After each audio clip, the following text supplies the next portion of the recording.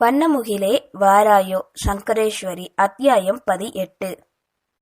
திடீரென்று ரைடு வந்து கம்ப்ளைண்ட் கொடுத்திருப்பதாக கூறி சரிபார்ப்பதற்கு அனைத்து கோப்பு மற்றும் பதிவுகளையும் எடுத்து தர சொல்லி கேட்டனர். மொத்தம் அந்த வங்கியில் 3 ஆண் மற்றும் 1 பெண் பணிபுரிய பரபரப்புடன் அவர்கள் கேட்ட அனைத்தையும் எடுத்துக்கொண்டு வந்து முன் வைக்க அதனை பரிசோதித்தனர். உடன் வந்த சிலர் அங்கிருந்த சீக்ரெட் லாக்கர் திறந்து அதனை சரிபார்க்க, இன்னும் சிலர் பின்னே இருக்கும் குடோனுக்கு சென்று உரமூட்டை மற்றும் விதைகளை சரிபார்த்து கொண்டிருந்தனர். நேரம் செல்ல அவர்கள் சோதித்துக் கொண்டிருக்க அங்கே வந்த பியூன் வந்தவர்களுக்கு குடிப்பதற்கு குளிர்பானம் வாங்கி கொண்டு வந்து தர அதனை மறுத்து தன் வேலையில் தீவிரமாக இருந்தனர். ஒரு கோப்பினை மற்றும் வெகு நேரமாக மாறி மாறி அங்கிருந்த அனைவரும் சரிபார்க்க அதிலிருந்த தவறினை கண்டுபிடித்தவர்கள், இந்த அக்கவுண்ட்ஸ் ஃபைல் யார் பார்க்குறாங்க என தன் கையில் வைத்திருந்ததை காட்டி கேட்டார். நான் தான் பார்க்குறேன் சார். என்ன, எதுவும் பிரச்சனையா கேட்டவாறு தமிழ் நண்பன் முன்னே வந்து நிற்க, எஸ், இதில் கொஞ்சம் டேலி ஆகலை. இந்த வருஷம் மொத்தம் அரசாங்கத்திலேருந்து 200 உரமூட்டை கொடுத்துருக்காங்க. நீங்கள் இதனால் வரைக்கும் அதில் 154 முட்டைகள் விவசாயத்துக்கு கொடுத்துருக்கிறதா இதில் இருக்குது. ஆனால் குடோனில் மீதி 22 மூட்டைகள் தான் இருக்குது. கணக்கில் வராத மூட்டைகள்லாம் எங்க? சரி, ஓகே, அதை அப்புறம் பார்த்துக்கலாம். நீங்கள் கொடுத்த மூட்டைங்க மொத்தம் அமௌண்ட் கம்மியாக தான் இருக்குது. அப்போ அந்த மீதி பணம் எங்க? தமிழை பார்த்து தெளிவுடன் கேட்டனர். அதே நேரம் குடோனிலிருந்து வந்த இன்னொருவர், சார், இந்த விதை பாக்கெட்டெல்லாம் எக்ஸ்பைரி 2 மாதத்துக்கு மேலே ஆச்சு சார். ஆனால் இன்னும் அதை எடுக்காமல் குடோனில் வச்சு விவசாயிகளுக்கெல்லாம் கொடுக்குறாங்க. இது மாதிரி விதை பாக்கெட் இன்னும் 10க்கு மேலே இருக்குது சார். கூறியவரோ தன் கையில் இருந்த விதையை அவர்களின் முன் வைக்க அதை எடுத்து பார்த்து அவர் கூறியதை உறுதிப்படுத்தினர். எஸ் கந்தன், நீங்க சொல்றது உண்மைதான். இதெல்லாம் நிலத்துல போட்டா ஒரு விதை கூட முளைக்காது. இந்த வேலையை யார் பார்க்கறாங்க இங்க? வங்கி மேலாளரிடம் கேட்க அவரோ இப்போதும் தமிழை கண்டார். சார், இதுவும் என்னோட பொறுப்பு தான் சார். ஆனா நான் சரி பார்க்கும்போது இதெல்லாம் குடோன்ல இல்ல. நான் தேதி பார்த்து தான் எல்லாருக்குமே தரேன் சார். அப்புறம் எப்படி மிஸ்டர் தமிழன்பன் இது வந்தது சொல்லுங்க. நீங்க இன்னும் நான் கேட்ட முத கேள்விக்கே பதில் சொல்லல. சார், நான் 2 நாளைக்கு முன்னாடி கூட பார்த்தேன். குடவுன்ல எல்லா உரமூட்டையும் சரியா தான் இருந்தது. ஆனா இப்ப எப்படி அது காணாம போச்சுன்னு எனக்கு தெரியல. தன்னை சுற்றி என்ன நடக்கிறது என்பது பற்றி தெரியாதிருந்தான். இங்க பாருங்க தமிழன்பன், நீங்க சரியான காரணம் சொல்லிட்டா ஏதோ நீங்க செஞ்ச தப்புக்கு குறைந்த தண்டனை கிடைக்கும். நீங்க சொல்லலைன்னா நாளைக்கு கோர்ட் தான் என்ன தண்டனை சொல்லும். இப்ப நாங்க இதை பத்தி விசாரிச்சே ஆகணும். சார், நீங்க இவனை கூட்டிட்டு போய் விசாரிங்க. தன் அருகில் நின்றிருந்த காவல் அதிகாரியிடம் ஆரை உரைக்க, ஓகே சார். கான்ஸ்டபிள், அவனை கூட்டிட்டு வாங்க.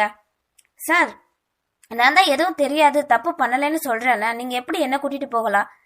நீங்க காரணம் சொல்லலைனாலும் நாங்க கூட்டிட்டு தான் போய் விசாரிக்கணும் கூறியவர் முன்னே செல்ல கான்ஸ்டபிள் அவனை அழைக்க வேறு வழியின்றி அவர்களுடன் வெளியே வந்தான் தமிழன்பன். இந்த செய்தியை அறிந்த அக்கம் பக்கத்தினர் சிலர், ஏயா எதுக்கு அந்த பிள்ளைய கூட்டிட்டு போறியா? அந்த தம்பி ரொம்ப நல்ல பையன், எந்த தப்பும் பண்ணிருக்காது ஒரு பெரியவர் கூற, அதானே, நீங்க யாரு? எப்படி எங்க ஊருக்குள்ள வந்து எங்க ஊரு பையனை கூட்டிட்டு போகலாம்? அவன் அரசாங்க உத்தியோகம் பாக்குறவன், விடுங்க முதல்ல. வேணுமென்றே வந்தவர்களிடம் வம்பு பண்ணுவதை போல் பேசினர் சிலர். ஏய், நாங்களும் அரசாங்க அதிகாரி தான். உன் ஊரு பையன் உங்க ஊருக்கு வந்த உரமூட்டை விதையெல்லாம் வித்துட்டான். இது மட்டும் இல்லாம இன்னும் ரொம்பவே பண்ணிருக்கான். விசாரிச்சாதான் தெரியும். முதல்ல அவனை கூட்டிட்டு வாங்க என்ற அதிகாரி முன்னே தன் காரில் செல்ல பின்னே போலீஸ் ஜீப்பில் தமிழை ஏத்தி கொண்டு சென்றனர். தமிழ் செல்ல இதனை கண்டு அங்கிருந்தவர்கள் ஊருக்குள் அந்த செய்தியை 4 விதமாக பரப்ப தமிழின் வீட்டிற்கும் நிரமதியின் வீட்டிற்கும் நொடி பொழுதில் சென்றடைந்தது. இந்த செய்தியை அறிந்த கிரிஜாவோ அப்படியே தரையில் அமர்ந்து அழுக, மகிழந்தி அவரை சமாதானப்படுத்த, ஆதிநாதனோ என்ன செய்வதென தெரியாது இருந்தார். வரதன் வேகமாய் ஜீவாவை அழைத்து நடந்ததை கூறிவிட்டு தனக்கு தெரிந்த வக்கீல் யாராவது இருந்தால் ஸ்டேஷன் அழைத்து வருமாறு கூறி கிளம்ப ஆரம்பித்தார். ஆனா நீங்க எதுக்கு பயப்படாதீங்க, நானும் போய் பார்த்து பேசி எப்படியாவது கூட்டிட்டு வந்துடுறேன். மயிலு, நீ உங்க அம்மாவை பத்திரமா பாத்துக்கோமா என்றவர் அங்கிருந்து செல்ல அதே நேரம் படபடப்புடன் வீட்டுக்குள் நுழைந்தார் பரணியின் தந்தை தர்மேந்திரன். என்ன மாப்ள, ஏதோ சொல்லிக்கிட்டு இருக்காங்க, என்ன ஆச்சு தமிழுக்கு? அதான் எங்களுக்கும் ஒன்னும் தெரியல, ஸ்டேஷன் போனா தான் தெரியும் மச்சான். சரி வாங்க, நானும் உங்க கூட வரேன் என்ற தர்மேந்திரன் தன் வண்டியிலேயே வரதனை அழைத்து கொண்டு சென்றார். அதே நேரம் இங்கே இந்த செய்தியை கேட்டு வேகமாய் ஓடி வந்து தன் அண்ணனிடம் கூறினான் சிவகுமார். தங்கள் இருவரின் திட்டம்தான் என்பது அவர்கள் மட்டும் அறிந்ததே. என்னடா சொல்றா? நம்ம வீட்டுக்கு வர போற மாப்பிளே போலீஸ் பிடிச்சிட்டு போயிட்டாங்களா? மதி, ஏலே கார்த்தி, 2 பேர் எங்க இருக்கீங்க? சீக்கிரம் வாங்க ஹாலில் இருந்தவாறே வீடே அதிரும் அளவுக்கு கோபத்துடன் கத்த அடுத்த நொடி இருவரும் மற்ற அனைவருமே அங்கே வந்தனர். தந்தையின் பரபரப்பினை கண்டவனோ, அப்பா என்னாச்சு? அண்ணன் தங்கை இருவரும் ஒரே போல் வேகமாய் கேட்க, என்ன ஆச்சு? இதுக்கு மேல என்ன நடக்கணும் சொல்லு பாக்கலாம். நம்ம வீட்டுக்கு வரப்போற மருமக பண்ணி வச்சிருக்க காரியத்தை கேளுங்க 2 பேரும், அப்ப புரியும் என்க சிவகுமார் நடந்ததை 1க்கு 2ஆக கூறி இருவருமே அதிர்ச்சி அடைந்தனர்.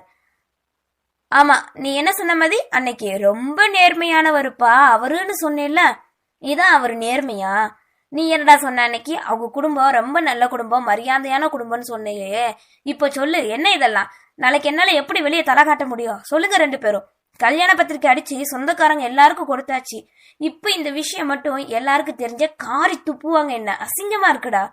உங்களுக்கு என்ன அவமானப்படுற போறது நான் தானே? ஆதங்கத்துடன் கோவத்தில் தன் 2 பிள்ளைகளிடமும் நல்ல சிவம் கொட்டி தீர்க்க, ஐயோ அப்பா ஏன்பா இப்படி பேசுறீங்க? வேற எப்படிமா பேசணும் நானு?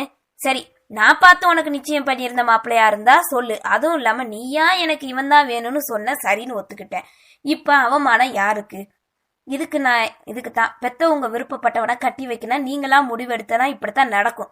அரைக்கஞ்சி வயிற்றுக்கு ராப்பகலா வேலை பார்க்குற விவசாயிங்க கிட்ட இருந்து கொள்ளடிக்கிறானே, அதுவும் சொந்த ஊர்ல.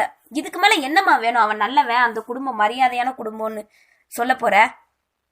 இதுல போகும்போது இன்னும் ரொம்ப தில்லு முள்ளு பண்ணி வச்சிருக்கான்னு சொல்லிட்டு போயிருக்காங்களாம். ஆத்திரத்துடன் புரிந்து தள்ள, அப்பா அவங்கள விசாரிக்கத்தானே கூட்டிட்டு போயிருக்காங்க, நீங்க எப்ப இப்படி டென்ஷன் ஆகுறீங்க?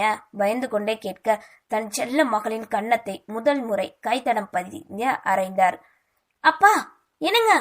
பாரிஜாதம் மற்றும் கார்த்தி இருவரும் வந்து வேகமாய் தன் வீட்டு பெண்ணை காக்க, செல்லம் கொடுத்து வளர்த்தது எவ்வளவு தப்புன்னு எனக்கு நல்லாவே நிரூபிச்சுட்ட. தன் மகளின் முன் கை நீட்டி கோபத்துடன் கத்த, தன்னவனை காக்க முடியாது கன்னத்தில் கை வைத்து கலங்கினாள் நிறைமதி. ஏங்க, அந்த பையன் பண்ணின தப்புக்கு நம்ம பொண்ணு மேல கை வைக்கிறது தப்பு. நீங்க தான் அவளுக்கு சொல்லி புரிய வைக்கணும். பாரிஜாதம் தன் கணவனிடம் கூறிவிட்டு அழுது கொண்டிருக்க தன் மகளை அழைத்து கொண்டு சென்றார். தர்மேந்திரன் வரதன் இருவரும் ஸ்டேஷன் வந்து சேர அதே நேரம் ஜீவாவும் அங்கே வந்தான். டே, வக்கீல் யாராவது கூட்டிட்டு வர சொன்னா நீ மட்டும் வந்திருக்கடா, எங்கடா வக்கீலு? தவிப்புடன் கேட்க, அப்பா தமிழ ஒன்னும் கைது பண்ணி கூட்டிட்டு வரலப்பா, விசாரிக்கத்தான் கூட்டிட்டு வந்திருக்காங்க.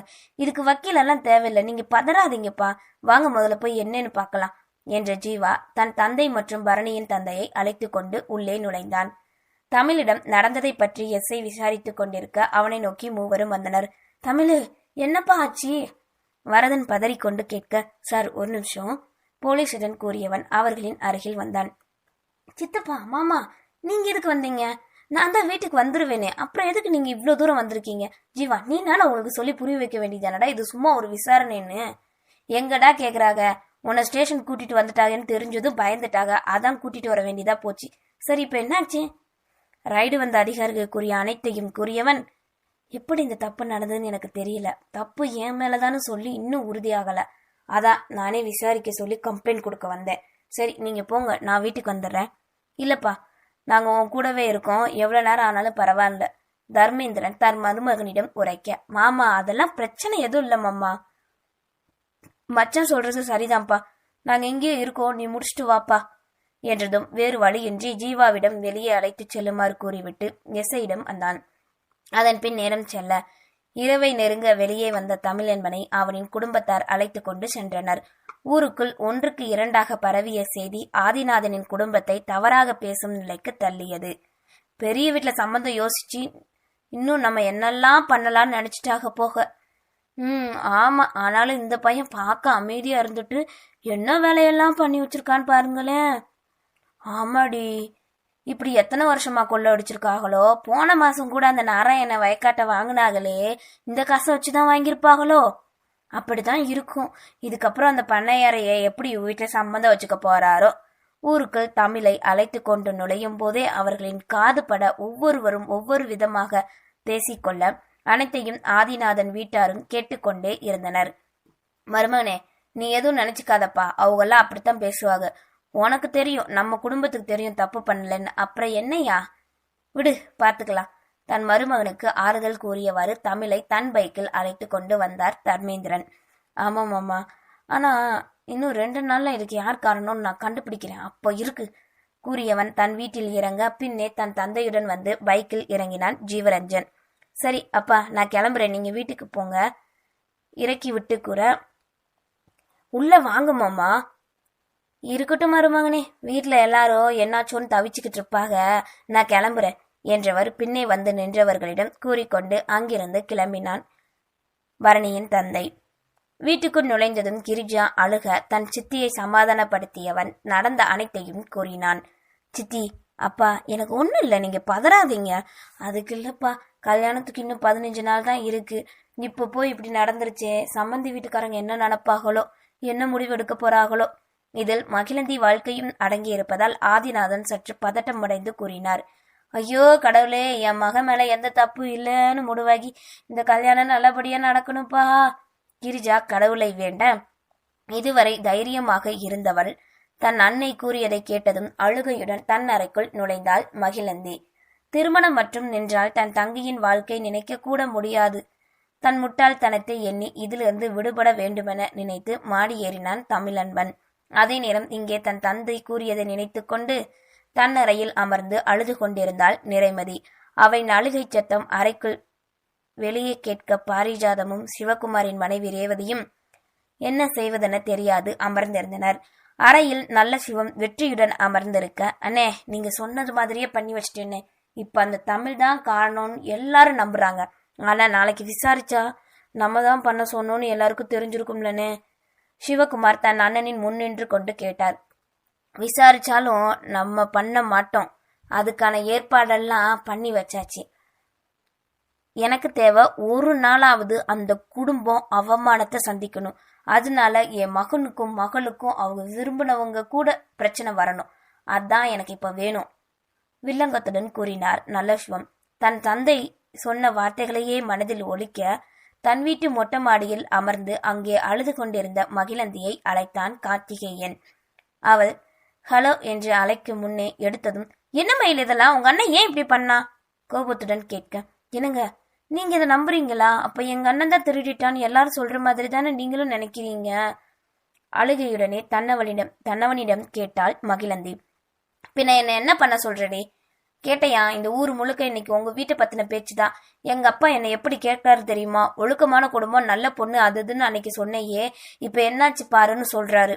தன் கோபத்தை உரிமையானவர்களிடம் மட்டுமே காட்ட முடியும் என்பதால் அவளின் கவலையையும் அறியாமல் காட்டினான். ஏங்க, எங்க அண்ணன் இதை கண்டிப்பா பண்ணல. நீ நம்பலாம், ஆனா என்னால எப்படி நம்ப முடியும் சொல்லு? என் தங்கச்சி வாழ்க்கை என் கண்ணு முன்னாடியே கருகணுமா? சரி, உங்க அண்ணன் இதை பண்ணலன்னு உறுதிப்படுத்தி காட்ட சொல்லு, அப்ப நான் இந்த கல்யாணம் நடக்கும். இல்லைன்னா வேண்டாம், இதுதான் என்னோட முடிவு. அப்ப நம்ம கல்யாணம்? உங்க தங்கச்சியை பத்தி மட்டும் யோசிச்சு நீங்க என்னை பத்தி மட்டும் ஏன் யோசிக்கல? நீங்க இப்பெல்லாம் ரொம்ப மாறிட்டீங்க. ஆமாடி, மாறிட்டேன் தான். அதுக்கு என்ன இப்ப? நாளைக்கு எங்க அப்பா எப்படி வெளியில நடமாட முடியும் சொல்லு? இந்த குடும்பத்துல போய் சம்பந்தம் பண்ண போறீங்களான்னு கேவலமா பேசுவாங்க. நம்ம காதலுக்கு தான் அவர் அந்தஸ்து கூட பார்க்காம ஊர்ல இருக்கிறவங்க என்ன பேசினாலும் பரவாயில்லன்னு பெத்த மகனுக்காக சம்மதம் பேச வந்தாரு. ஆனா நீங்க அன்னைக்கே அவமானப்படுத்துற மாதிரி யோசிச்சு முடிவு சொல்றோன்னு சொன்னீங்க. எனக்கு அப்பவே உன் குடும்பத்தாளுக்கு மேல கோவம் தாண்டி, ஆனாலும் உனக்காகத்தான் பொறுத்துக்கிட்டேன். இனிமே அது முடியாது. இது என் வாழ்க்கை மட்டும் இல்ல, என் தங்கச்சி வாழ்க்கையும் சேர்ந்து இருக்கு. இப்ப சொல்றேன் கேட்டுக்கோ. இந்த கல்யாணம் நடக்கணுமா இல்லையான்னு உங்க அண்ணனை தாண்டி முடிவு சொல்லணும். மூச்சு வாங்க கொட்டி தீர்க்க தான் விரும்பிய தன்னவனா என்று தன்னிடம் இப்படியெல்லாம் பேசுகிறான். வேதனையுடன் நினைத்தவளுக்கு இப்போதே தான் இந்த உலகை விட்டு சென்றால் என்ன என்றே எண்ணினாள். நம்மளோட காதலுக்காக நீங்களும் நானும் சேரணும்னு நினைச்சுதான் எங்க பெரியம்மா கொடுத்த வாக்கையும் மீறி அண்ணன் இந்த கல்யாணத்துக்கு ஒத்துக்கிட்டாங்க தெரியுமா உங்களுக்கு? அப்படி ஒன்னும் அவனை யாரும் கெஞ்ச சொல்லி எனக்கு கேட்கல. இப்போ வேணாலும் சொல்றேன், உங்க அண்ணன் உன் அத்தை பொண்ணையே கட்டிக்கிட்டனா கட்டிக்கிட்டோம். என் தங்கச்சிக்கு எப்படி பாத்துக்கணும்னு எனக்கு தெரியும். இதுக்காக நம்ம காதலை இழக்க கூட நான் தயாரா தான் இருக்கேன். எனக்கு என் குடும்ப மானமும் என் தங்கச்சி வாழ்க்கையும் தான் முக்கியம். வைடி முதல்ல என்று கார்த்திகேயன் பொறிந்து தள்ளி வைக்க, எங்க ஒரு நிமிஷம், மகிழந்தி கூறிய வார்த்தை காற்றோடு சென்றதை உறுதிப்படுத்தியது மௌனம். நன்றி.